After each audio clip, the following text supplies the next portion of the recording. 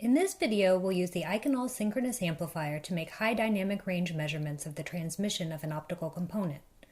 We'll use a modulated laser diode, the Eikonal LDFC01, as a light source, and a large area amplified photodiode, the Eikonal TIA-F01, as the photodetector. In our example, we'll measure the optical transmission of laser safety glasses. We'll use the Eikonal modules as a system to make measurements sensitive to a part in 10,000.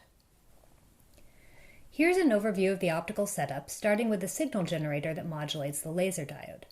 The 650 nanometer Eikonal LDFC01 laser diode is an ideal source for synchronous detection because it works up to a megahertz and has very stable brightness.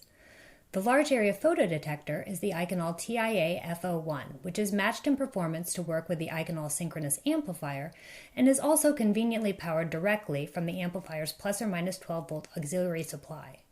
It's fast, low noise, and has a dynamic range of 1,000,000 to 1. Finally, the synchronous amplifier is the Eikonal SA01. It's compact, low power, and easy to use. With a noise performance of 10 nanovolts per root hertz at frequencies up to 50 kilohertz, it contributes negligibly to the total noise when paired with a low noise transimpedance amplifier like the TIA-F01. We'll go through the various controls needed to make the measurement. First, let's look at the gain settings. Here we've supplied the synchronous amplifier signal so that it does not saturate at any gain. Each gain step is a factor of 10. The first reading shows 5 millivolts at 20 dB gain. Pushing the gain control once selects 40 dB to yield 50 millivolts. Pushing once more for 60 dB gives half a volt.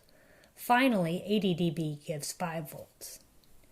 Having selected a suitable gain with a strong signal, we can adjust the phase to maximize the reading. First, we insert a 90-degree phase shift by pushing the blue phase-controlled knob. Then, by turning the knob clockwise and counterclockwise in turn, we adjust the phase to null the signal. In this example, the minimum signal is between -7 and +5 millivolts.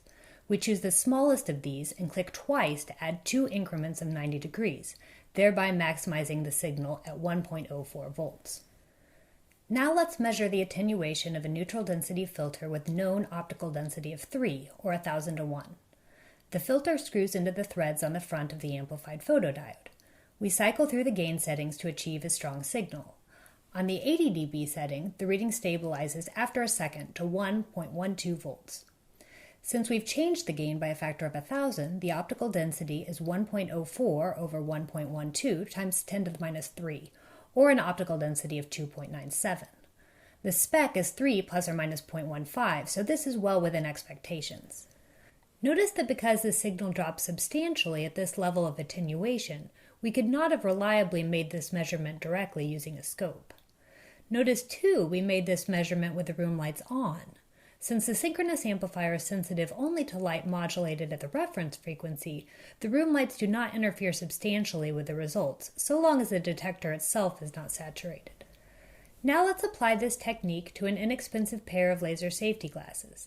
The legend engraved on the lenses reads 200 to 2000 nanometers, OD4+. We're skeptical of this spec, but let's quantify it. Repeating the process, the signal without absorption is still 1.04 volts. Placing the lenses in the beam, being careful to completely cover the photodiode, the attenuated signal is 47 millivolts. No change to the gain setting is required in this case because the attenuation is so weak. The measured optical density is 1.3, almost 3 orders of magnitude poorer than the spec stamped on the lenses. Repeating this measurement with certified laser safety glasses, we have to turn up the gain by a factor of 1,000 to see the attenuated signal. We measure an optical density of 4.1 at 650 nanometers in agreement with the manufacturer's spec of at least 4. Apparently not all laser safety glasses are created equal. We hope this video serves as a useful introduction for making practical measurements using synchronous detection.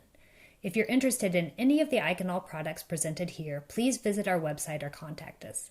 Thanks for watching.